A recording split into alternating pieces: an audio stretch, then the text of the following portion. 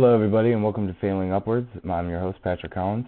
This is a show where we talk about the news of the day or the news of the week, depending on when I get around to covering it.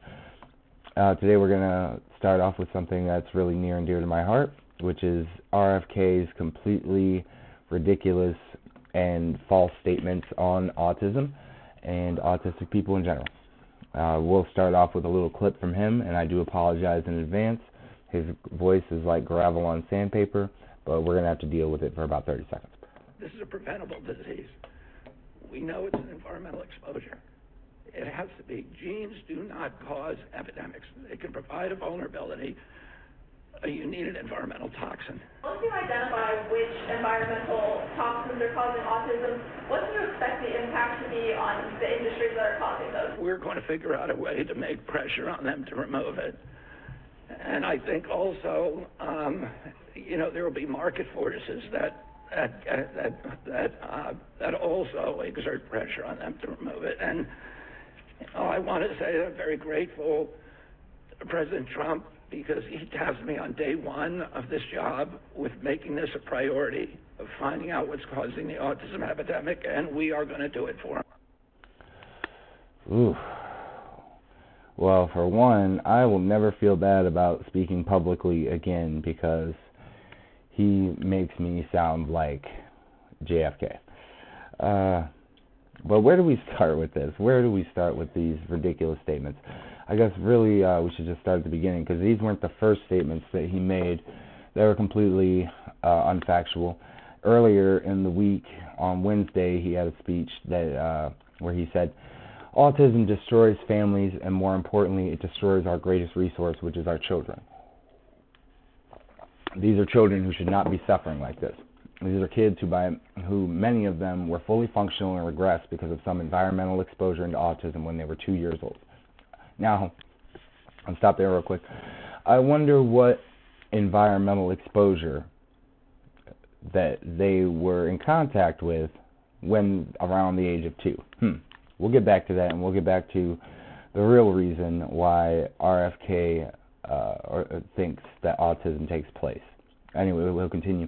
He says these are kids who never pay taxes, they'll never hold a job, they'll never play baseball, they'll never write a poem, they'll never go out on a date. Many of them will never use a toilet unassisted. And we have to recognize that we are doing this. We have to recognize we are doing this to our children.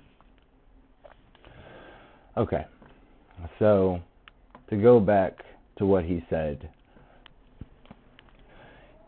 he thinks that all our autistic people are completely helpless and mentally and physically challenged beyond repair. And he also thinks that it is a preventable disease and that nobody is born with it and it happens around the age of 2. So why does RFK think this? He thinks that vaccines cause autism.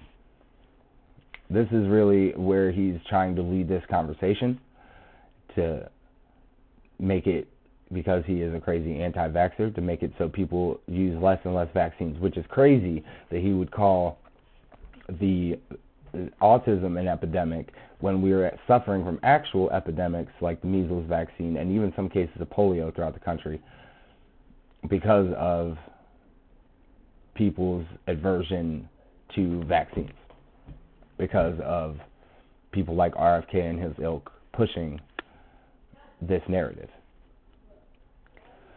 So why does this affect me personally? Well, my nephew has autism, and he has outbursts of anger. He is socially awkward, and he's also one of the smartest and greatest kids I've ever had the pleasure of meeting.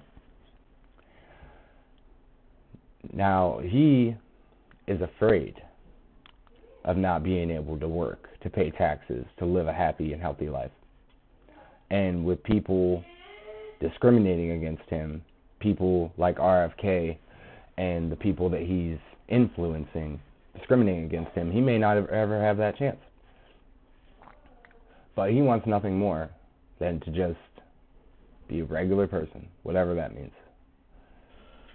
And it's really funny because I think that these comments are not only regressive and hurtful, but they also do a lot to underplay the actual advancements that we've done in the study of autism and what we can further do in these studies. So, of course, this is wrong, and Representative Frost from the autism community said this is disrespectful and a flat-out lie that further stigmatizes autism. It's not a virus or a disease. It's a neurological condition with a wide spectrum. Many Americans with autism work, pay taxes, and are living happy, healthy lives. Now,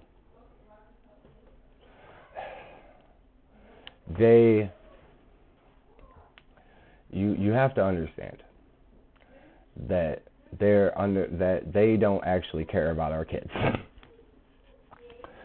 All they care about is pushing their agenda.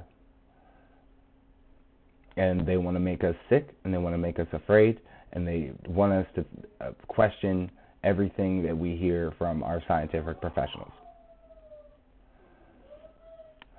In fact, he tried to continue to push this narrative when RFK said the autism epidemic has now reached a scale unprecedented in human history because it affects the young. The risk and cost of this crisis are 1,000 times more threatening to our country than COVID. Autism is preventable and it's unforgivable, but we have not yet identified the underlying causes. We should have had these answers 20 years ago. The problem is we have identified the causes. Maybe not the exact causes of why it happens, but it is a neurological condition. And again, he says that it's threatening our country more than COVID, but he didn't even believe in COVID in the first place. And he definitely didn't believe in the COVID vaccine. So now this is interesting, though. Why has autism risen in this country? I like to think about my own personal experience. Back in the 90s, me and a lot of the other kids, we were all diagnosed with ADD or ADHD. If we had some kind of issue, we had any kind of neurological disorder at the time was diagnosed in that way, I felt like. Now, how many of us kids would it be diagnosed with autism now? Some form, somewhere on the spectrum. It's interesting to think about. You know, back then, it was really the worst cases that they were looking at as autism, and even then, they saw autism as almost a form of a complete mental handicap. Now, the Autism Society says that the rise in prevalence from 1 in 36 in 2020 to 1 in 31 in 2022 may reflect several factors, including greater awareness, improved screening and diagnostics, especially in communities that were previously unrepresented, through advocacy efforts to better support the autism community. Increased awareness of autism plays a pivotal role in educating individuals, parents, educators, and healthcare providers to better identify autistic traits and characteristics. So the more we expand the definition of autism, the more we put money into the research of autism, the better off that all of our kids will be.